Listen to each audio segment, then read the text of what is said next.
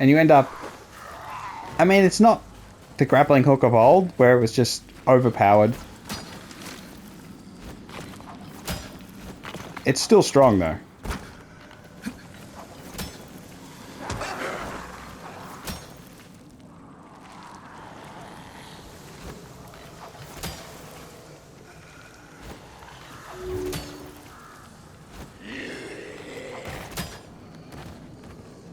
Yeah, and all the climbing in that is... It's not particularly challenging, except just little things.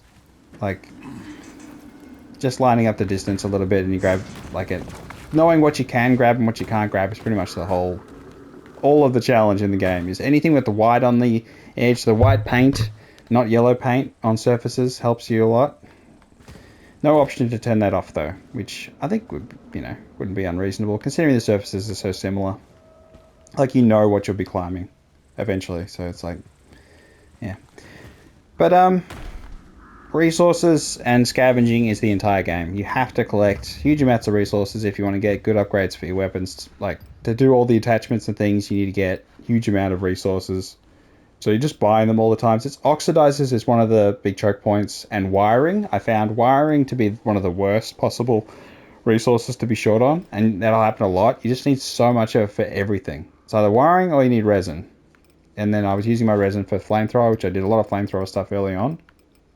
Eventually realizing, just weapons are just superior. Although, your flamethrower is useful. It's just that there's a lot of work that goes into making sure you got ammo and more importantly, just all your other ranged weapons require so much. And as you go through, you can level up your weapons at the crafting table to get them to your level.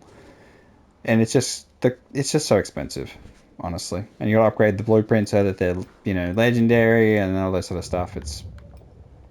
And same with all your equipment, all of it has upgrades, and you can upgrade and make it better.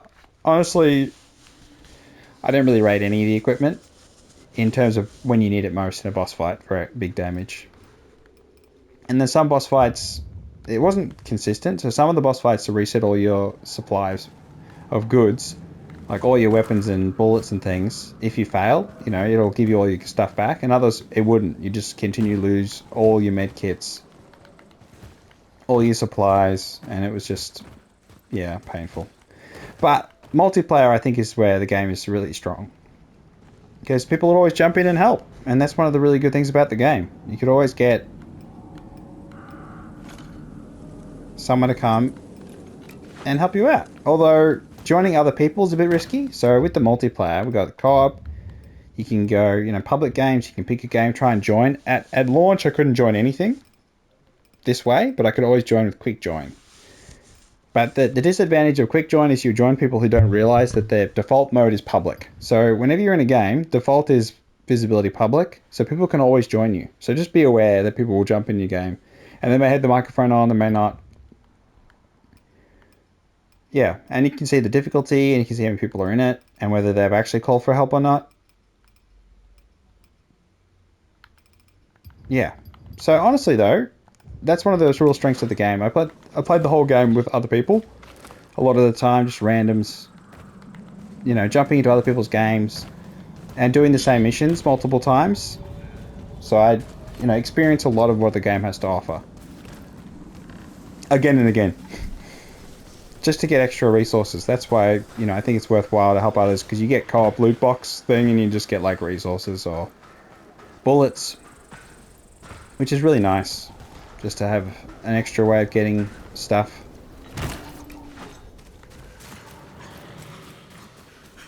The world itself doesn't change a whole lot through your actions. That's one of the things I think sets apart probably the best open world games from the lesser ones, is that the best ones allow you to shape the world.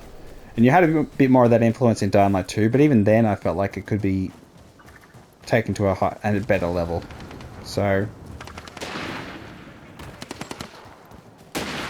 there's always events happening in the world. People are survivors in danger, or loot to be grabbed, or things like that. There's always something going on, which I think is really important. You need random events. One of the best ones I had was a survivor who was tied up, and I went over to help him, and he actually wasn't. He was a bad guy, pretending to be a survivor. And that was I've only seen that once, so it's not common or anything, but that was like, oh, a really good moment because it was a trap and everything. So I feel like dynamic world events are really, really, really, really important in open world games, and it's just, it can't be understated how important they are. I still feel like Dying Light 1 did a better job because of the drops and the fact you had to run to get to them, otherwise the bad guys would get them. That was one of the things I think as a mechanic that is fantastic, and I don't know why other games haven't replicated it, because it works beautifully. It's just keeping you always moving, exploring, and then going, oh, and then you run over there, you got an objective,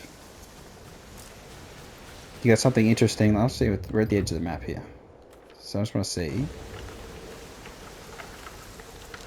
We'll just follow this side of the map.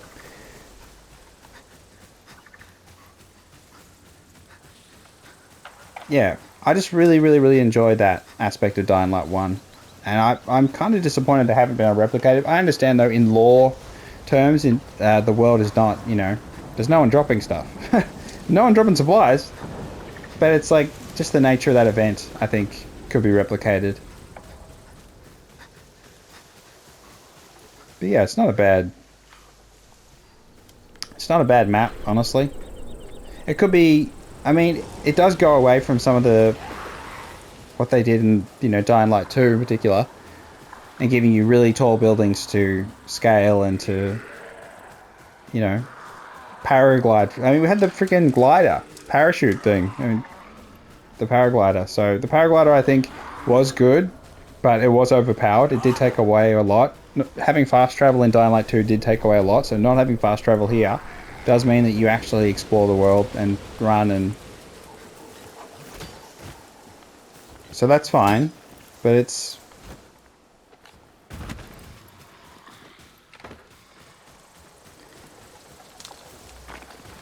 yeah, but is it the memorable, amazing experience? It's more Dying Light.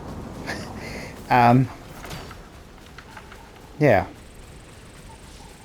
I didn't hate it or anything, so I'm happy if they just keep going, making new games. I don't know how much they're going to put into DLC and things here, but I would prefer that they move on to another game. Ideally, but still have, you know, you can still have world events. They do so much after launch support. With Dying Light, there's just huge amounts. But then sometimes they do silly things, like in Dying Light 2 they add microtransactions and a whole currency thing and do all sorts of weird things which are just kind of strange. So yeah, they're a strange developer. Okay, so you can go right up to the side there.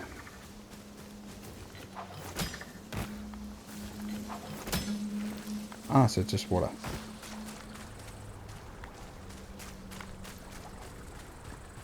Yeah, no bicycles.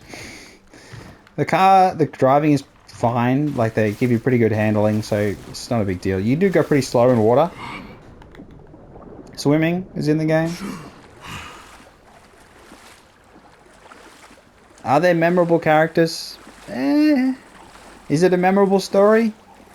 It's not bad. I wouldn't say, yeah, I wouldn't say it's bad. Oh. Okay, so too far away. So this is the limit here.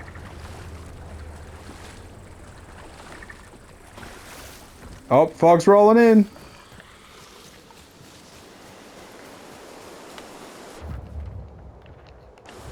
Surely... Okay, I could go there.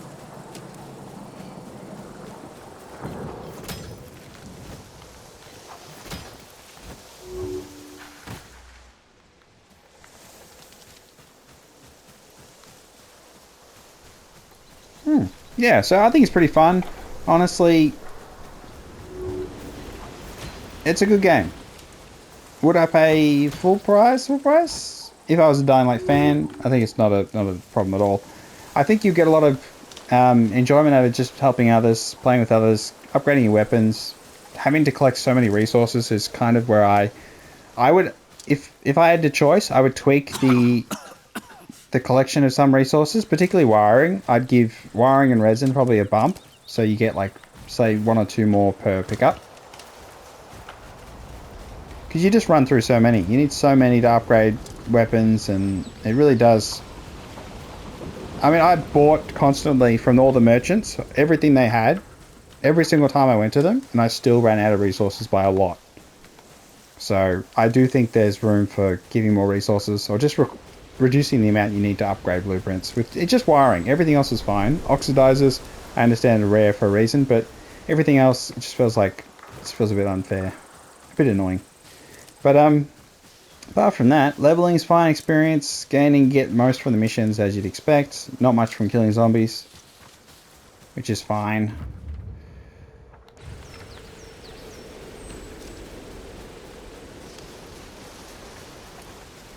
I'm probably showing you the worst parts of the map. It's just the, the invisible wall to stop you going any further.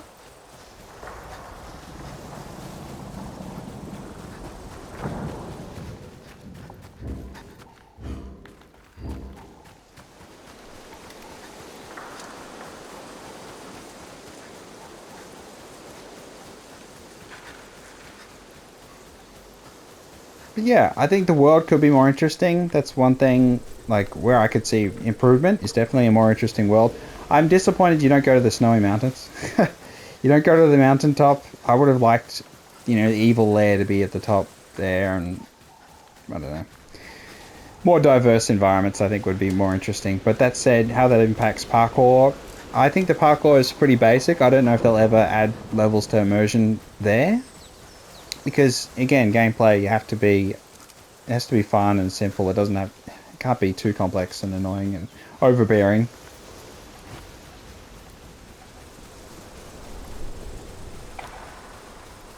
The other thing I always think about with zombie games is whether they should be a finite amount of zombies, which I can understand why they don't, but I feel like honestly you could feel like you're actually progressing in the world if you could wipe them all out. But that's probably not for Dying Light, probably for a different sort of, I don't know, someone else. There is rain. There's not a hell of a lot of other things with the weather that are particularly interesting.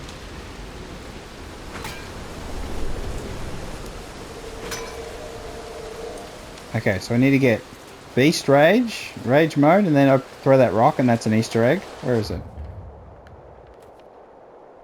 Mark it.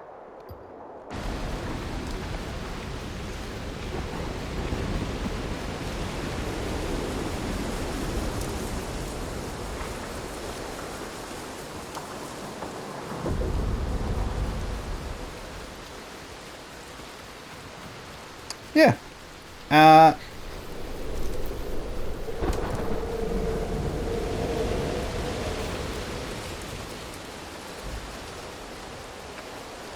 Alright, let's just go to the main menu and I'll finish up. Yeah, so Dying Light the Beast, I think is pretty good. I enjoyed a lot of Dying Light 2. I particularly enjoyed playing with other people, even though it was really annoying the way that you had to run to the dialogue to trigger the dialogue. That thing still happens in Dying Light the Beast, where you have to teleport everyone to the people to get missions. I can understand some of them had like little cutscenes, but other times it feels a bit silly. The whole teleporting people around a lot in multiplayer it's worse in Dying Light 2, I think. And that's, yeah, because I played through like the whole campaign like twice with other people. And multiple people through significant portions of the game. So, but the Easter eggs are really good in Dying Light 2. So I do want to try the Easter eggs in Dying Light the Beast, see what they're like. But yeah, I don't know if they'll ever where they're going to go with it. Whether they bring back a glider. I don't know. I don't know what they're going to do with Dying Light. But I'm happy they made the Beast and made it more of a fleshed out experience than they originally planned to. And it is deep. It's not a short game. And if you particularly some of the side missions, I think are the most interesting. But I don't like that you don't acknowledge them much in the main missions. Some of them, it's like, come on, you could have talked about that. You did just experience that. There's really not a lot of reflection. And I don't know if there's one of the missions that did have any reflection at all was good with Star Child. That was good. Much more sort of a Far Cry experience with the hallucinogenics, that sort of thing. But there are plenty of bugs too. with missions bugging, not being able to get progress, multiplayer blocking progress, just errors with you haven't cleared all the enemies sort of situations. And that happens in multiple missions. I've seen it happen myself, it happened to me, and happened to other people. I've seen it, witnessed it many, many times. It is really frustrating when the missions are broken. So I feel like that's something that they'll be fixing for a long time. I don't know. Yeah, it's just unacceptable game breaking bugs like that, the progression locking bugs. But you can fix a lot of them just by going back to the main menu and kicking everyone out. It's just kind of awkward though. Yeah, so Kyle Crane returns, Dying Light the Beast, and I've beaten the game on the hardest difficulty. I don't recommend the hardest difficulty. I think it makes... Honestly, it feels like it doesn't really make a difference in terms of... I think I would have been fine with clobbering things a bit easier. Even if like the bosses only had like a little bit less health. I think it would be fine. They had so much health on hardest difficulty. I had to get my weapons like fully juiced to be able to be somewhat effective, and then use bleed damage. But yeah, tell me what you think. Dying Light the Beast, and yeah, I mean I'd recommend it, particularly on sale because it's a single player or single and multiplayer game. You'll have less people playing if you wait, but at the same time, single player is fine, and you can just get it, on discount in the future, and it's a win. So the patient gamer will get the win. I don't think anyone's going to spoil the story for you. That's not that kind of thing. But yeah, I liked Dying Light 2, so I'm pretty damn lenient when it comes to this franchise. And a big part of it is how you experience it. And I really liked the glider, and I got a magic broom and I could fly, and I had all this broken stuff. So if you want to get the broken stuff, it's probably maybe too late. I'm not sure, but there's all sorts of funny hidden Easter eggs apparently. So yeah, and I think side missions are well done. Main missions, yeah, characters could be, yeah, they are what they are. No one's egregiously annoying or anything. So yeah, and some it's probably a couple of main missions that are a bit annoying because you can't just kill everything. But it makes sense. But at the same time, it's like, ugh. So there is a little bit of variety in that. It's not just you killing everything. You have to a couple where you have to be stealthy, and ones where it's just like tense the entire time.